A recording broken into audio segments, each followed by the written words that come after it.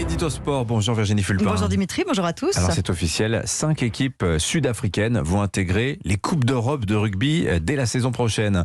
Des équipes sud-africaines en Coupe d'Europe. On a un peu de mal à voir en quoi ça pourrait être une bonne nouvelle. Oui, les supporters du Stade Rochelet ont bien fait de se réunir à 35 000 sur le port pour fêter leur champion d'Europe comme il se doit il y a quelques jours. Il fallait en profiter parce que ce seront les derniers véritables champions d'Europe. On va pouvoir inventer le pendant inverse de la phrase culte de l'OM, à jamais les premiers. Là, ce sera à jamais les derniers. La saison prochaine, je ne sais pas comment on va appeler les vainqueurs, mais champion d'Europe, ça n'ira plus vraiment. Champion nord-sud, champion du méridien de Greenwich peut-être, même si ça colle pas tout à fait, ce sera plus exact que de parler d'Europe avec 5 équipes sud-africaines. Je dois être un peu réac, mais une Coupe d'Europe, je trouve ça pas mal entre des clubs européens. Et puis pourquoi dénaturer une compétition comme ça? Alors oui, j'ai bien compris, il s'agit d'attirer un public nouveau, d'internationaliser le rugby, de faire en sorte que le public européen voit plus souvent les stars sud-africaines, championnes du monde en titre, on le rappelle. Mais en fait, ça va surtout finir par dégoûter tout le monde, ces petits arrangements avec les valeurs. On dirait les pires penchants du foot.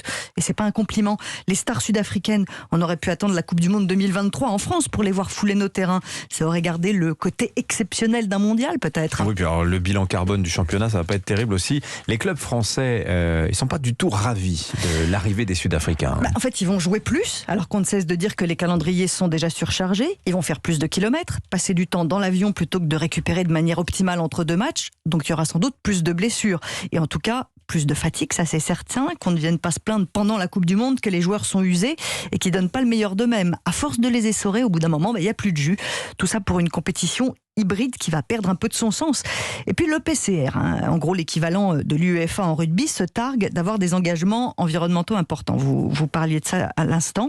C'est vrai, par exemple, fin mars, elle a organisé une collecte de déchets dans les calanques marseillaises pour nettoyer, sensibiliser à la pollution des plages et de la mer. Il va falloir en organiser combien des collectes pour compenser ce bilan carbone de ces Coupes d'Europe et d'Afrique du Sud? Léanique Corson, qui est une des meilleures joueuses du 15 de France et qui est très engagée pour la planète, elle participe à ces projets RSE du rugby français, c'est-à-dire la contribution du rugby français aux enjeux environnementaux. Là, depuis hier, elle est complètement interloquée. Je crois qu'on peut la comprendre aussi. Il y a combien de distance du Cap à Paris à peu près? J'ai pas encore fait le calcul pour tiens, tout vous dire. On va regarder, mais allez, si on dit 10 000, non? 10 000 ou 12 000, ouais, peut-être quelque chose comme ça. Merci beaucoup Virginie Fulpin.